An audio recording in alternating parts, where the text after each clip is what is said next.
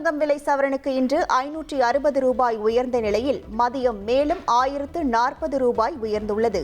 1 gram ஆபரண தங்கம் 14,750 ரூபாய்க்கும், 1 சவரன் 1,18,000 ரூபாய்க்கும் விற்பனையாகி வருகிறது. மத்திய அரசு பணிகளில் புதிதாக நியமிக்கப்பட்ட 61,000 பேருக்கு பிரதமர் மோடி நியமன ஆணைகளை காணொலி காட்சி வாயிலாக வழங்கினார். 10 ஆண்டுகளில் நாட்டின் உள்நாட்டு உற்பத்தியை இரட்டிப்பாக்கிய ஒரே நாடு இந்தியாதான் என அவர் பெருமிதம் தெரிவித்தார். சட்டப்பேரவை கூட்டத்தொடரில் ஆளுநர் தனது உரையை படிக்காமல் சென்றது மக்களாட்சிக்கு விடுக்கப்பட்ட சவால் என்று முதலமைச்சர் ஸ்டாலின் தெரிவித்துள்ளார். தமிழ்நாட்டினுடைய நலனுக்காக செயல்பட வேண்டிய ஆளுநர் அவர்கள் தமிழ்நாட்டுக்கு எதிராக மக்களுக்கு பாடுபடக்கூடிய நமக்கு எதிராக தொடர்ந்து செயல்படுவதுதான் நமக்கு உள்ளபடிய வேதனையா இருக்கு. மாண்புமிகு ஆளுநர் அவர்கள் தான் படிக்க வேண்டிய உரையை படிக்காம போறது வேடிக்கையா இருக்கு. இன்னும் சொல்லணும்னா அவர் வகிக்கிற பதவியை அவரே அவமானப்படுத்துகிறார். இந்திய அரசியலமைப்பு சட்டத்தையே ஒரு பொறுப்புள்ள பதவியில் இருந்துட்டு கேவலப்படுத்துகிற செயலாக இருக்குது. அதுலேயும் கடந்த 3 வருஷமா நம்முடைய மாண்புமிகு ஆளுநர் அவர்கள் ஒரே காரணத்தை திரும்ப திரும்ப சொல்லி மக்களால் தேர்ந்தெடுக்கப்பட்ட ஒரு அரசு தயாரித்து கொடுத்த உரையை படிக்காம வெளியேறுவதை மக்களாட்சிக்கு விடப்பட்ட சவாலாகவே இந்த பேரவை கருத வேண்டியுள்ளது. யாரும் எங்களுக்கு தேசபக்தி குறித்து பாடம் எடுக்கிற நிலையில நாங்களும் இல்லை. தேசபக்தி பாடம் எடுக்கக்கூடிய அளவுக்கு இந்த தேசத்துக்காக அவங்க போராடியவங்களும் இல்லை. ஜனநாயக தேசத்தின் அரசமைப்பு மாண்ப எதேச்சதிகார தன்மையை விட மாற்ற நினைப்பவர்கள் தான் இந்த காலகட்டத்தில் தேச விரோதிகள். அவங்க யாருன்னு நாட்டு மக்களுக்கு நன்றாக தெரியும். தமிழக சட்டப்பேரவையில் ஆளுநர் உரைக்கு நன்றி தெரிவிக்கும் தீர்மானத்தின் மீதான விவாதத்தில் பதிலுரை வழங்கிய முதல்வர் ஸ்டாலின் 5 புதிய அறிவிப்புகளை வெளியிட்டார்.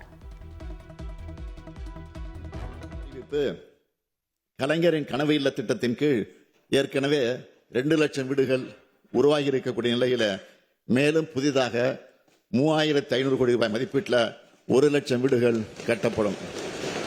2வது அறிவிப்பு, கிராமப்புற பொருளாதாரத்தின் உயிர் நாடியாக விளங்குகிற ஊரக சாலைகளை மேம்படுத்துகிற முதல்வரின் கிராம சாலைகள் மேம்பாட்டு திட்டத்தின் கீழ் 8,911 கோடி ரூபாய் மதிப்பில் 20,484 கிலோமீட்டர் நீளம் உள்ள கிராம சாலைகள் மேம்படுத்தப்பட்டுள்ளது.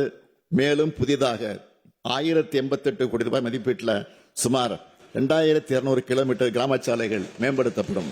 3வது அறிவிப்பு, ஏழை மற்றும் விளிம்பு நிலையில் வாழும் மக்களை பாதுகாக்கும் சமூக பாதுகாப்பு திட்டத்தின் கீழ் ஏற்கனவே 33,60,000க்கும் மேற்பட்ட மூத்த குடிமக்கள், மாற்றுத்திறனாளிகள், கைம்பெண்கள், விவசாய தொழிலாளர்கள், விவசாயிகள், கணவனால் கைவிடப்பட்ட ஆதரவற்ற பெண்கள் மற்றும் 50 வயதுக்கு மேற்பட்ட ஆதரவற்ற திருமணமாகாத பெண்கள் மாதாந்திர ஓய்வூதியம் பெற்று வரும் நிலையில் உங்களுடன் ஸ்டாலின் திட்டத்தின் கீழ் அளித்த விண்ணப்பங்கள் உள்ளிட்ட கோரிக்கைகளின் அடிப்படையில் கூடுதலா 1,80,000 நபர்களுக்கு மாதாந்திர ஓய்வூதியம் வழங்கப்படும். சத்துணவு அமைப்பாளர்கள், அங்கன்வாடி பணியாளர்கள், கிராம ஊராட்சி செயலாளருக்கான ஓய்வூதியம் 2,000 ரூபாயிலிருந்து 3,400 ரூபாயாகவும், பணி நிறைவின் போது அவங்களுக்கு வழங்கப்படும் ஒட்டுமொத்த தொகை 1 லட்சம் ரூபாயிலிருந்து 2 லட்சம் ரூபாயாகவும் உயர்த்தி வழங்கப்படும். குறு அங்கன்வாடி பணியாளர்கள் மற்றும் வனக்கள பணியாளர்களுக்கான சிறப்பு ஓய்வூதியம் 2,000 ரூபாயிலிருந்து 3,200 ரூபாயாகவும், பணி நிறைவின் போது அவர்களுக்கு வழங்கப்படும் ஒட்டுமொத்த தொகை 1 லட்சம் ரூபாயிலிருந்து 2 லட்சம் ரூபாயாகவும் உயர்த்தி வழங்கப்படும். அங்கன்வாடி உதவியாளர்கள், சமையலர்கள், சமையல் உதவியாளர்கள் மற்றும் தூய்மை பணியாளர்களுக்கான சிறப்பு ஓய்வூதியம் 2,000 ரூபாயிலிருந்து 3,000 ரூபாயாகவும், பணி நிறைவின் போது அவங்களுக்கு வழங்கப்படும் ஒட்டுமொத்த தொகை 50,000 ரூபாயிலிருந்து 1 லட்சம் ரூபாயாகவும் உயர்த்தி வழங்கப்படும். சிறப்பு ஓய்வூதியம் பெற்று வரும் சத்துணவு அமைப்பாளர்கள், அங்கன்வாடி பணியாளர்கள், கிராம ஊராட்சி செயலர்கள் இறந்துவிட்டால் அவங்களுடைய குடும்பத்துக்கு குடும்ப ஓய்வூதியமாக 1,200 ரூபாயும், மேலும் சிறப்பு ஓய்வூதியம் பெற்று வரும் குறு அங்கன்வாடி பணியாளர்கள் மற்றும் வனக்கல பணியாளர்கள் உள்ளிட்ட இதர சிறப்பு காலமுறை உதவி பணியாளர் இறந்துவிட்டால் அவங்களுடைய குடும்பத்துக்கு குடும்ப ஓய்வூதியமாக 1100 ரூபாயும் வழங்கப்படும். மேலும் சிறப்பு ஓய்வூதியம் பெற்று வரும் அங்கன்வாடி உதவியாளர்கள், சமையலர்கள், சமையல் உதவியாளர்கள் மற்றும் தூய்மை பணியாளர்கள் உள்ளிட்ட இதர சிறப்பு காலமுறை ஊதிய பணியாளர்கள் இறந்துவிட்டால் அவங்களுடைய குடும்பத்துக்கு ஓய்வூதியமாக 1000 ரூபாய் வழங்கப்படும். சிறப்பு ஓய்வூதியம் பெற்று வரும் மேற்கூறிய பணியாளர்கள் உயிரிழக்க நேரிட்டால் இறந்த பணியாளர்கள் இறுதிச் சடங்கு செலவினங்களுக்காக 20,000 ரூபாய் வழங்கப்படும். அரசு பள்ளிகளில் பகுதி நேர ஆசிரியர்களா பணிபுரிந்து வரும் ஆசிரியர்கள் தங்களுடைய பல்வேறு கோரிக்கைகளை வலியுறுத்தி போராட்டத்தை நடத்தி கொண்டிருக்கிறாங்க. நிரந்தர பணி நியமனத்தை பொறுத்த வரைக்கும் ஒரு அறிவிப்பை நான் வெளியிடுகிறேன். அரசு பள்ளிகளில் காலியாக இருக்கக்கூடிய நிரந்தர ஆசிரியர் பணியிடங்களில் பகுதி நேர ஆசிரியர்கள் நியமனம் செய்யப்பட ஏதுவா, இதற்கான தேர்வுகளில் பகுதி நேர ஆசிரியர்களின் பணிக்காலத்தை அடிப்படையாக கொண்டு அவங்களுக்கு சிறப்பு மதிப்பெண் அளிக்கப்படும். இதற்கான ஆணைகள் விரைவில் வெளியிடப்படும். சட்டப்பேரவை நிகழ்வை அதிமுக உறுப்பினர்கள் புறக்கணித்தனர். ஆளுநர் உரை மீதான விவாதத்திற்கு முதலமைச்சர் ஸ்டாலின் பதிலுரை வழங்கினார். இந்த நிலையில் அதிமுக உறுப்பினர்கள் யாரும் சட்டப்பேரவைக்கு வருகை தராமல் முழுவதுமாக புறக்கணித்தனர். அதே நேரம் பாஜக உறுப்பினர்கள் அவை நடவடிக்கையில் பங்கேற்றனர். ஓபிஎஸ் மற்றும் அவரது ஆதரவாளரான உசிலம்பட்டி தொகுதி எம்எல்ஏ ஐயப்பனும் பேரவை நிகழ்வில் பங்கேற்றது குறிப்பிடத்தக்கது. இதனிடையே முதல்வர் பதிலுரையை தொடர்ந்து சட்டப்பேரவை தேதி குறிப்பிடாமல் ஒத்திவைக்கப்பட்டது.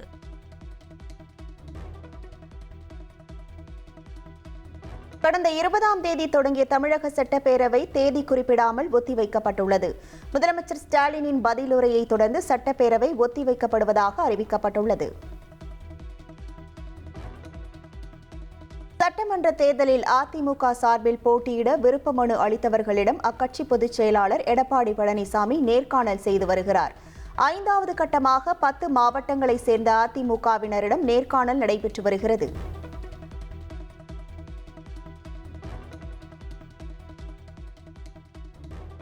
சட்டப்பேரவை நிகழ்வில் கலந்து கொண்ட முன்னாள் முதல்வர் ஓ பன்னீர்செல்வம் அமைச்சர் சேகர் பாபுவை சந்தித்து பேசியுள்ளார். சபாநாயகர் அப்பாவு அறையில் சுமார் 15 நிமிடம் இந்த சந்திப்பு நிகழ்ந்துள்ளது. ஓபிஎஸ் ஆதரவாளர்கள் பலரும் திமுகவில் இணைந்து வரும் நிலையில் நிகழ்ந்த இந்த சந்திப்பு அரசியல் வட்டாரத்தில் பெரும் பேசு பொருளாகியுள்ளது. தேசிய ஜனநாயக கூட்டணியில் கூட்டணி கட்சி தலைவர்களை சந்தித்த மத்திய அமைச்சர் பியூஷ் கோயல் ஓபிஎஸ்ஐ சந்திக்கவில்லை. பிரதமர் மோடி பங்கேற்ற கூட்டணி கட்சி கூட்டத்திலும் ஓபிஎஸ் கலந்து கொள்ளவில்லை. கூட்டணி குறித்து ஓபிஎஸும் இதுவரை தெளிவான அறிவிப்பை வெளியிடவில்லை. தேசிய ஜனநாயக கூட்டணியில் இருந்து ஓரங்கட்டப்பட்ட ஓபிஎஸ் அடுத்து என்ன முடிவெடுப்பார் என்பதே தமிழக அரசியலில் பெரும் எதிர்பார்ப்பை ஏற்படுத்தியுள்ளது. ஓபிஎஸ் ஆதரவு அதிமுக எம்பி தர்மர் இன்று மீண்டும் அதிமுகவில் இணைகிறார். இன்று மாலை அதிமுக பொதுச் செயலாளர் எடப்பாடி பழனிசாமியை சந்திக்க உள்ளார். தேசிய ஜனநாயக கூட்டணி இன்னும் இறுதியாகவில்லை என தேமுதிக பொதுச் செயலாளர் பிரேமலதா விஜயகாந்த் கூறியுள்ளார். யார் வேண்டுமானாலும் எந்த கூட்டணிக்கும் செல்லலாம் என்றும் அவர் தெரிவித்துள்ளார். கேப்டன் கட்சிங்க, அந்த மாதிரி இங்கே எல்லாம் யாரும் எதுவும் அப்படி இல்லாமல் சும்மா எதையாவது ஒன்று பேசலான்னு பேசக்கூடாது, தப்பு அது. அப்படிலாம் இங்கே யாரையும் மிரட்டவும் முடியாது, யாரையும் எதுக்கும் அடி பண்ணி வைக்கவும் முடியாது. அவங்களுக்குன்னு கட்சி இருக்குது, அவங்களுக்குன்னு ஒரு டிசிஷன் இருக்குது, அவங்களுக்குன்ற தொண்டர்கள் இருக்காங்க. அவங்க கட்சிக்கு எது நல்லதோ அந்த வகையில் எல்லா கட்சியும் டிசிஷன் எடுக்கும். தவிக தலைவர் விஜய் தலைமையில் அக்கட்சியின் செயல் வீரர்கள் பொதுக்கூட்டம் நாளை மாமல்லபுரத்தில் நடைபெறவுள்ளது. சட்டமன்ற தேர்தல் குறித்து நிர்வாகிகளுடன் விஜய் முக்கிய ஆலோசனையில் ஈடுபட இருப்பதாக தகவல் வெளியாகியுள்ளது.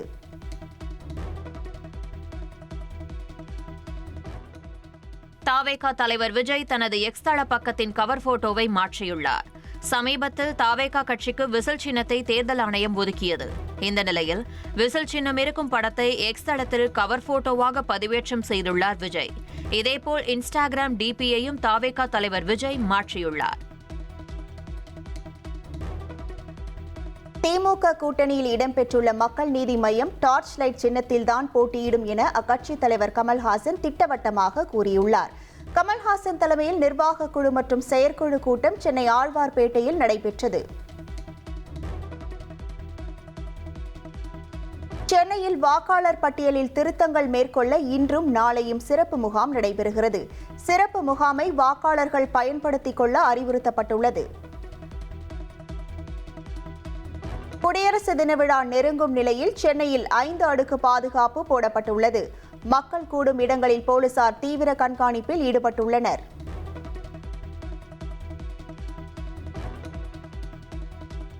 திருவொற்றியூரில் மழைநீர் வடிகாலில் கொசுவலை வைத்த விவகாரத்தில் மாநகராட்சி அறிவித்து பணிகள் நடக்கவில்லை என சென்னை மேயர் பிரியா விளக்கமளித்துள்ளார். மாமன்ற உறுப்பினர் ஒருவரின் அறிவுறுத்தல் பேரில் செய்திருக்கிறார்கள் என்றும் கூறியுள்ளார்.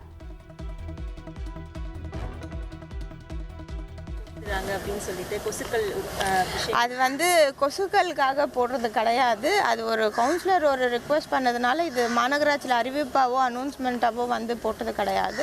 ஒரு கவுன்சிலர் ஐடியா கொடுத்துருக்காங்க, அதை பேஸ் பண்ணி போட்டிருக்காங்க. மற்றபடி அவ்வளோ கான்ட்ரவர்சி ஆக்குற அளவுக்கு அது ஒரு விஷயம். சென்னையில் பூந்தமல்லி வடபழனி இடையே மெட்ரோ ரயிலை இயக்குவதற்கான இறுதி ஆய்வை ரயில்வே பாதுகாப்பு ஆணையம் அடுத்த மாதம் மேற்கொள்கிறது. பிப்ரவரி 11, 12, 13 ஆகிய 3 நாட்கள் ரயில்வே பாதுகாப்பு ஆணையர் AM சௌத்ரி ஆய்வு மேற்கொள்கிறார். அதில் முதல் 2 நாட்கள் பிரேக் தொழில்நுட்பம், தண்டவாளத்தின் தரம், ரயில் பெட்டிகளின் வசதி, பயணிகளின் பாதுகாப்பு, கட்டுமானம் ஆகியவை குறித்து அவர் ஆய்வு மேற்கொள்கிறார். 3வது நாளில் மெட்ரோ ரயிலை 80 முதல் 90 கிலோமீட்டர் வேகத்தில் இயக்கி அவர் ஆய்வு செய்கிறார். மேலும் அவசர காலங்களில் பயணிகள் கட்டுப்பாட்டு மையத்தை தொடர்பு கொள்ளும் வசதி, ரயிலில் ஏதேனும் கோளாறு ஏற்பட்டால் செயல்படும் பாதுகாப்பு அமைப்புகள் மற்றும் ரயிலின் இழுவை அமைப்பு ஆகியவை சரியாக இயங்குகின்றனவா என்பது குறித்தும் ஆய்வு செய்கிறார். இந்த முடிவினை முடித்த பிறகு ரயில்வே பாதுகாப்பு ஆணையர் AM சௌத்ரி மத்திய அரசிடம் அறிக்கை சமர்ப்பிப்பார். அதன் பிறகு ரயில் சேவையை தொடங்குவதற்கான ஆயத்த பணிகளை மத்திய மாநில அரசுகள் மேற்கொள்ளும் என மெட்ரோ ரயில் அதிகாரிகள் தெரிவித்துள்ளனர்.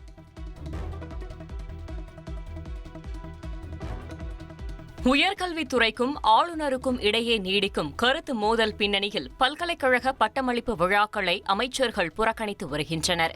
இந்த வரிசையில் உயர்கல்வி அமைச்சர் கோவி செழியனை தொடர்ந்து கால்நடைத்துறை அமைச்சர் அனிதா ராதாகிருஷ்ணனும் இன்று நடைபெற்ற பட்டமளிப்பு விழாவை புறக்கணித்தார். சென்னை வேப்பேரியில் உள்ள கால்நடை மருத்துவக் கல்லூரியில் நடைபெற்ற கால்நடை மருத்துவ அறிவியல் பல்கலைக்கழகத்தின் 25வது பட்டமளிப்பு விழா ஆளுநர் தலைமையில் நடந்தது. அந்த விழாவில் அமைச்சர் கலந்து கொள்ளவில்லை.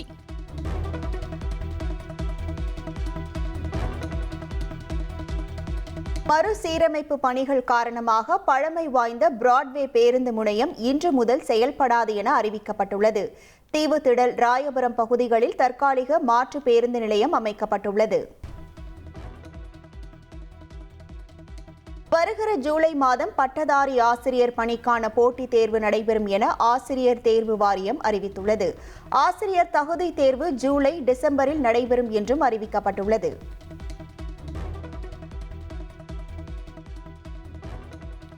டாஸ்மாக் கடைகளில் காலி பாட்டில்களை திரும்பப் பெறும் திட்டத்தை அமல்படுத்துவதில் என்ன சிக்கல் என்று தமிழக அரசுக்கு சென்னை உயர்நீதிமன்றம் கேள்வி எழுப்பியுள்ளது. டாஸ்மாகில் மது வாங்குவோர் காலி பாட்டில்களை வீசிச் செல்வதால் ஏற்படும் பாதிப்புகளை தடுக்க காலி பாட்டில்களை திரும்பப் பெறும் திட்டத்தை அமல்படுத்த சென்னை உயர்நீதிமன்றம் உத்தரவிட்டிருந்தது. இது சம்பந்தமான வழக்கு நீதிபதிகள் N. சதீஷ்குமார் மற்றும் D. பரத சக்கரவர்த்தி அடங்கிய சிறப்பு அமர்வில் மீண்டும் விசாரணைக்கு வந்தது. அப்போது தமிழகம் முழுவதும் உள்ள 28 மாவட்டங்களில் மதுபான பாட்டில்கள் திரும்பப் பெறும் திட்டம் முழுமையாக அமல்படுத்தப்பட்டுள்ளதாகவும் 3 மாவட்டங்களில் பாதி அளவு அமல்படுத்தப்பட்டுள்ளதாகவும் அரசு தரப்பில் தெரிவிக்கப்பட்டது. 7 மாவட்டங்களில் திட்டத்தை அமல்படுத்த டாஸ்மாக் ஊழியர்கள் போராட்டத்தில் ஈடுபட்டு வருவதாகவும் அவர்களுடன் பேச்சுவார்த்தை நடத்தப்பட்டு வருவதாகவும் விரைவில் அனைத்து மாவட்டங்களிலும் நீதிமன்ற உத்தரவின்படி இந்த திட்டம் முழுமையாக அமல்படுத்தப்படும் என்றும் அரசு தரப்பில் உறுதியளிக்கப்பட்டது. அப்போது குறுக்கிட்ட நீதிபதிகள் பண்டிகை காலங்களில் டாஸ்மாக் விற்பனை 1000 கோடி ரூபாய் என சாதனை படைக்கும் நிலையில் காலி பாட்டில்களை திரும்ப பெறும் திட்டத்தை அமல்படுத்துவதில் என்ன சிக்கல் என்று கேள்வி எழுப்பியதுடன் இனிமேல் கால அவகாசம் வழங்க முடியாது என்றும் திட்டவட்டமாக தெரிவித்தனர்.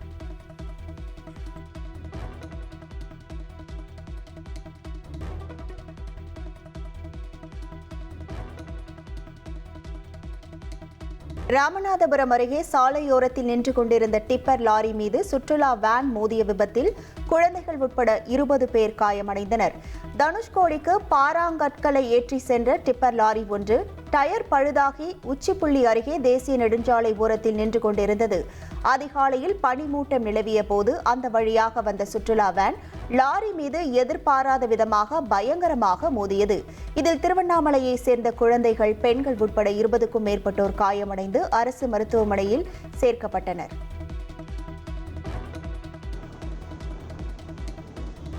ஃபிஜி நாட்டில் இருந்து புற்றுநோய் சிகிச்சைக்காக சென்னைக்கு விமானத்தில் பயணித்த பெண் ஒருவர் நடுவானில் மாரடைப்பு ஏற்பட்டு உயிரிழந்தார். ஃபிஜி நாட்டில் வசிக்கும் இந்தியரான சதாசிவன் தனது மனைவி நளினி ரஞ்சனி தேவியை மருத்துவ சிகிச்சைக்காக சென்னைக்கு அழைத்து வர முடிவு செய்தார். இதற்காக இருவரும் மலேசியா வந்து அங்கிருந்து மலேசியன் ஏர்லைன்ஸ் விமானத்தில் சென்னைக்கு வந்து கொண்டிருந்தனர். விமானம் நடுவானில் பறந்தபோது திடீரென நளினி ரஞ்சனி தேவிக்கு நெஞ்சுவலி ஏற்பட்டு உயிரிழந்தார்.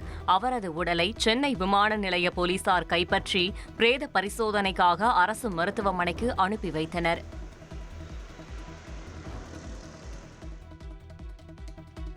வேலூர் மாவட்டம் குடியாத்தம் அருகே வீட்டில் பதுக்கி வைக்கப்பட்டிருந்த 4 டன் ரேஷன் அரிசியை போலீசார் பறிமுதல் செய்தனர். சேத்துவண்டை பகுதியைச் சேர்ந்த ராஜா என்பவரது வீட்டில் சோதனை செய்தபோது 4 டன் ரேஷன் அரிசி இருப்பது தெரியவந்தது. இதனையடுத்து கடத்தலுக்கு பயன்படுத்தப்பட்ட வேன் பறிமுதல் செய்யப்பட்டு வேலூர் குடிமை பொருள் தடுப்பு பிரிவு போலீசாரிடம் ஒப்படைக்கப்பட்டது. பாபு என்பவரை கைது செய்த போலீசார் தலைமறைவாக உள்ள ராஜா, பார்த்திபன் ஆகிய இருவரை தேடி வருகின்றனர். தூத்துக்குடி மாவட்டம் விளாத்திக்குளம் அருகே கட்டுக்கட்டாக கள்ள ரூபாய் நோட்டுகளை வைத்திருந்த மளிகை கடை உரிமையாளரை போலீசார் கைது செய்தனர். புதூர் பகுதியில் முருகன் என்பவருக்கு சொந்தமான மளிகை கடையில் போலீசார் சோதனை செய்தனர். இதில் தடை செய்யப்பட்ட புகையிலை பொருட்களை விற்பனைக்கு வைத்திருந்தது தெரியவந்தது. இதைத் தொடர்ந்து முருகனின் வீட்டில் நடத்திய சோதனையில் 3,44,000 ரூபாய் அளவுக்கு 500 ரூபாய் கள்ள நோட்டுகளை மறைத்து வைத்திருந்ததும் கண்டுபிடிக்கப்பட்டது. இதையடுத்து முருகனை போலீசார் கைது செய்து புகையிலை பொருட்கள் மற்றும் கள்ள ரூபாய் நோட்டுகளை பறிமுதல் செய்தனர்.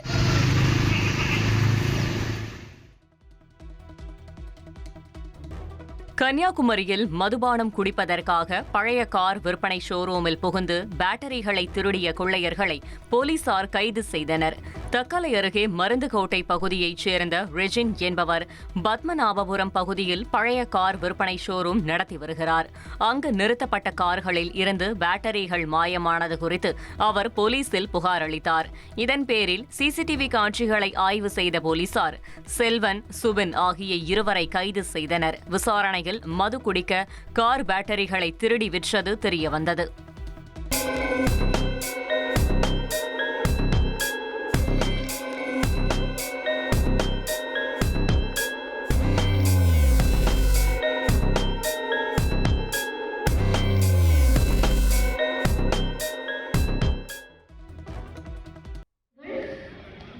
நாடு முழுவதும் 77வது குடியரசு தினம் நாளை மறுதினம் கோலாகலமாக கொண்டாடப்பட உள்ள நிலையில் புதுச்சேரி கடற்கரை சாலையில் இறுதி ஒத்திகை நிகழ்ச்சி இன்று நடைபெற்றது. மாணவர் படையின் முதுநிலை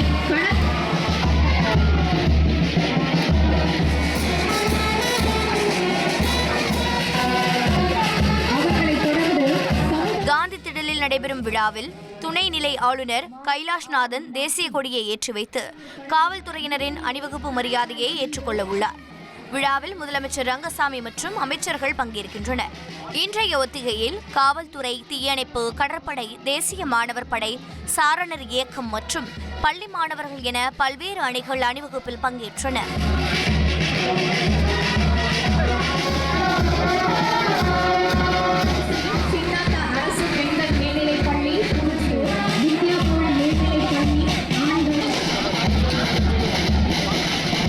குடியரசு தினத்தை முன்னிட்டு புதுச்சேரி முழுவதும் உச்சகட்ட பாதுகாப்பு போடப்பட்டு ஹோட்டல்கள், விடுதிகளில் போலீசார் சோதனை நடத்தி வருகின்றனர்.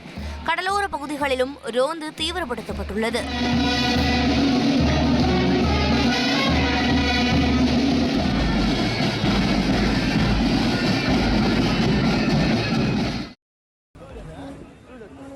புதுச்சேரியிலிருந்து கடலூர் நோக்கி வந்த தனியார் பேருந்து கடலூர் ஆல்பேட்டை சோதனைச் சாவடி அருகே கட்டுப்பாட்டை இழந்து மோதியது.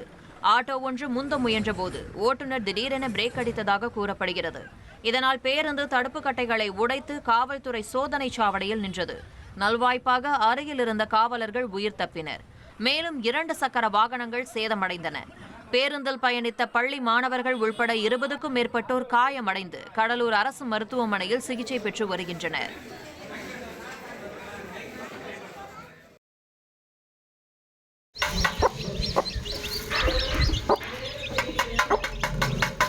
தூத்துக்குடி மாவட்டம் எட்டயபுரம் அருகே கண்கள் இன்றி பிறந்த கோழி குஞ்சு ஒன்று தாய் கோழியின் சத்தத்தை கேட்டு நகர்ந்து செல்வது பொதுமக்களிடையே ஆச்சரியத்தை ஏற்படுத்தியுள்ளது. அயன் ராசாப்பட்டி கிராமத்தைச் சேர்ந்த முனியம்மாள் என்பவர் வளர்த்து வரும் கோழி அடைகாத்து 10 கோழி குஞ்சுகளை பொரித்துள்ளது. இதில் ஒரு கோழி குஞ்சுக்கு கண்கள் இன்றி மூக்கு மட்டும் நீளமாக அமைந்துள்ளது. தாய் கோழியின் சத்தத்தை கேட்டு அந்த கோழி குஞ்சு நகர்ந்து செல்லும் காட்சி சோகத்தை ஏற்படுத்தி உள்ளது.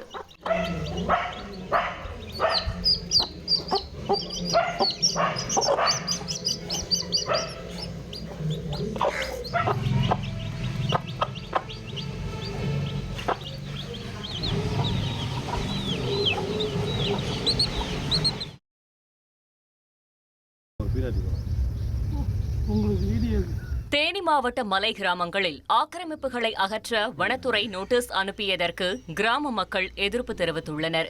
ஸ்ரீவில்லிபுத்தூர் மேகமலை புலிகள் சரணாலய பகுதிக்கு உட்பட்ட கடமலை மயிலை ஒன்றியத்தில் உள்ள மலை கிராமங்களில் 1595 பேர் சுமார் 1679 ஹெக்டேர் நிலத்தை ஆக்கிரமித்துள்ளதாக கூறி 15 நாட்களுக்குள் வெளியேற நோட்டீஸ் அனுப்பியுள்ளது. இதற்கு எதிர்ப்பு தெரிவித்துள்ள விவசாயிகள் மற்றும் கிராம மக்கள் இதனால் தங்கள் வாழ்வாதாரம் பாதிக்கப்படுவதாகவும் இதற்கு எதிராக நீதிமன்றத்தில் வழக்கு தொடரப்போவதாகவும் கூறியுள்ளனர்.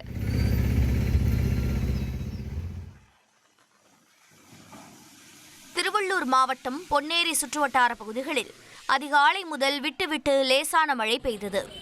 தென்னிந்திய பகுதிகளின் மேல் நிலவிய வளிமண்டல கீழடுக்கு சுழற்சி காரணமாக கடலோர தமிழ்நாட்டின் சில இடங்களிலும் புதுவை காரைக்கால் பகுதிகளிலும் இடி மின்னலுடன் லேசானது முதல் மிதமான மழை பெய்யக்கூடும் என சென்னை வானிலை ஆய்வு மையம் தெரிவித்தது. இந்த நிலையில் பொன்னேரி, மீஞ்சூர், பழவேற்காடு, தச்சூர் உள்ளிட்ட பகுதிகளில் மழை பெய்ததால் பள்ளி கல்லூரி மாணவர்கள் அலுவலகம் சென்றோர் சிரமம் அடைந்தனர். அறுவடைக்கு தயாரான நிலையில் நெற்பயிர் பாதிக்கலாம் என்பதால் விவசாயிகள் கவலை தெரிவித்தனர். கன்னியாகுமரி மாவட்டத்தில் உள்ள பிரசித்தி பெற்ற நாகர்கோயிலில் உள்ள அருள்மிகு ஸ்ரீ நாகராஜா கோயிலில் தைப்பெருந்திருவிழா இன்று திருக்கொடி ஏற்றத்துடன் தொடங்கியது. மூலவருக்கு பாலபிஷேகம் உள்ளிட்ட சிறப்பு பூஜைகள் நடைபெற்ற நிலையில் கோயில் தந்திரிகள் கொடியேற்றத்தை செய்து வைத்தனர்.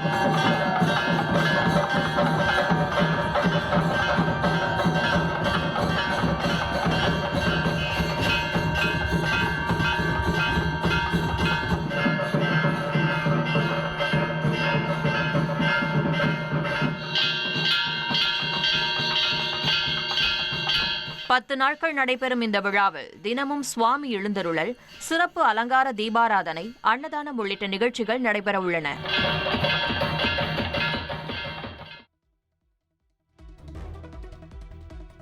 நீலகிரி மாவட்டம் உதகையில் உறைபனி பொழிவால் மினி காஷ்மீர் போல் காட்சியளிக்கிறது. உதகை தாவரவியல் பூங்கா, குதிரை பந்தய மைதானம் மற்றும் தலைகுந்தா, அவலாஞ்சி உள்ளிட்ட சமவெளி பகுதிகளில் உறைபனி நிலவுகிறது. இதனை சுற்றுலா பயணிகள் கண்டு ரசித்து செல்கின்றனர்.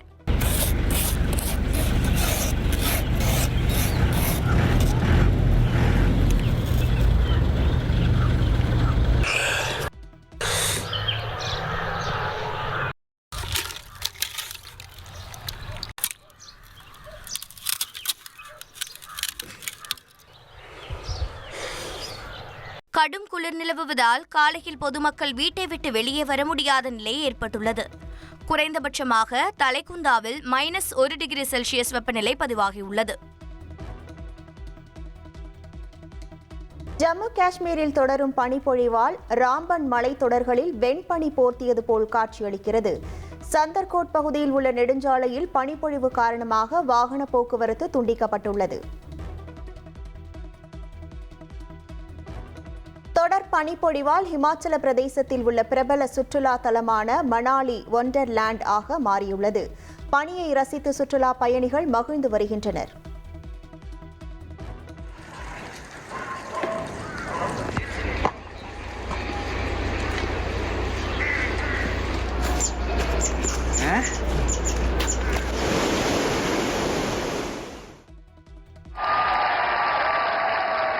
திருவனந்தபுரத்தில் நடந்த பாஜக நிகழ்ச்சியில் பிரதமர் மோடி பங்கேற்றார்.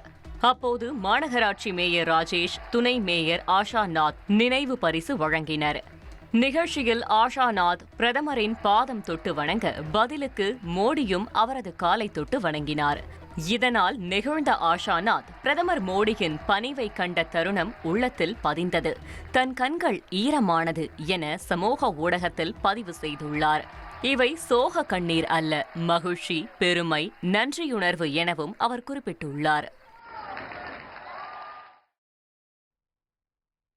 கேரள மாநிலம் திருவனந்தபுரம் அருகே சொந்த குழந்தையின் பிறப்பில் ஏற்பட்ட சந்தேகத்தால் 1 வயது ஆண் குழந்தையை தந்தையே முழங்கையால் அமுக்கி கொலை செய்த அதிர்ச்சி சம்பவம் அரங்கேறியுள்ளது. நெய்யாற்றின் கரை பகுதியில் சேர்ந்த ஷிஜின் கிருஷ்ணபிரியா தம்பதியின் 1 வயது குழந்தை இஹான் கடந்த வெள்ளிக்கிழமை மர்மமான முறையில் உயிரிழந்தது. குழந்தையின் மரணத்தில் சந்தேகமடைந்த மருத்துவர்கள் போலீசாருக்கு தகவல் அளித்தனர். போலீசார் விசாரித்த போது குழந்தையின் பிறப்பில் ஷிஜினுக்கு இருந்த சந்தேகத்தால் குழந்தையை கொலை செய்தது தெரிய வந்தது. இதையடுத்து தந்தை ஷிஜினை போலீசார் கைது செய்தனர்.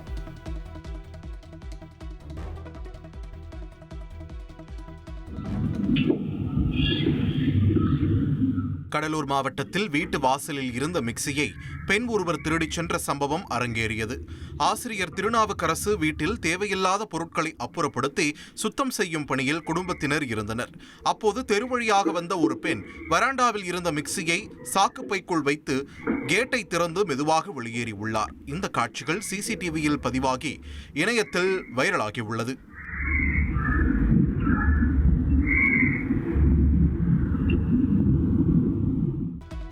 ஏவுகணையிலிருந்து அமெரிக்காவை பாதுகாக்கும் கோல்டன் டோம் திட்டத்திற்கு கனடா எதிர்ப்பு தெரிவித்ததற்கு அமெரிக்க அதிபர் ட்ரம்ப் கண்டனம் தெரிவித்துள்ளார்.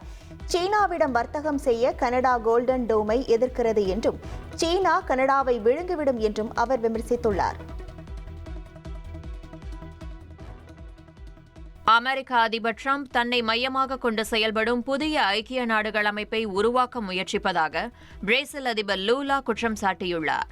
ட்ரம்பால் தொடங்கப்பட்ட அமைதி வாரிய அமைப்பு தற்போதைய ஐநாவுக்கு போட்டியாகவோ அல்லது அதன் அதிகாரத்தை பலவீனப்படுத்தும் வகையிலோ அமையலாம் என ஐரோப்பிய நாடுகள் உள்ளிட்ட சிலர் அச்சம் தெரிவித்துள்ளனர். அவ்வாரியத்தில் நிரந்தர உறுப்பினராக சேர விரும்பும் நாடுகள் ஒவ்வொன்றும் 9,000 கோடி ரூபாய் நிதியுதவி வழங்க வேண்டும் என ட்ரம்ப் வலியுறுத்தியுள்ளார். இதனால் அமெரிக்காவின் கூட்டாளி நாடுகளில் சில இந்த அமைப்பில் சேர தயக்கம் காட்டி வருகின்றன.